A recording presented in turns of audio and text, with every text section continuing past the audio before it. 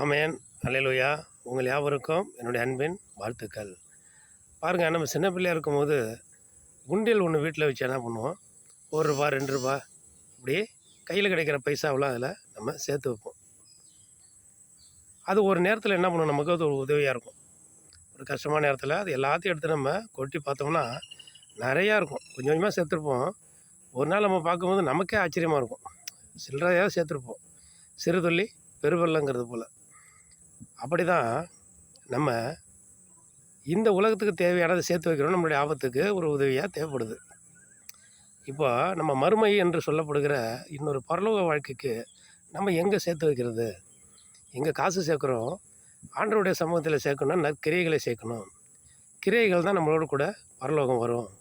அங்கே உள்ள நன்மையை ஏசப்பாட்ட நம்ம வாங்கிக்கலாம் அப்படின்னு சொல்லப்படுது. மத்தேயு புஸ்தகம் 6ஆம் அதிகாரத்தில் 20ஆம் வசனம் சொல்லுது, உங்கள் பொக்கிஷம் பரலோகத்தில் இருக்கும் என்று சொல்லப்பட்டிருக்கிறது. அங்கே என்ன பண்ணுது, பூமியில் அங்கே பூச்சி துருவு திருடர்கள் கண்ணமிட்டுருவாங்க. ஆனாலும் அங்கே என்ன பண்ணாது, ஒன்றும் யாரும் திருட முடியாது, ஒன்றும் செய்ய முடியாது. உங்கள் பொக்கிஷம், நம்மளுடைய பொக்கிஷம் அங்கே தான் இருக்கிறது. உங்கள் பொக்கிஷம் எங்கேயோ அங்களுடைய இருதயம் இருக்கும் என்று சொல்லப்படுகிறது. நம்மளுடைய பொக்கிஷம் பரலோகத்தில் இருக்கட்டும், நம்மளுடைய இருதயமும் அங்கே பரலோகத்தை ஏசப்பாக்கிட்ட இருக்கட்டும். அப்படி இருந்தால் நம்ம மனமகிழ்ச்சியும் நன்றாக இருக்கும். ஆமென். அல்லேலூயா.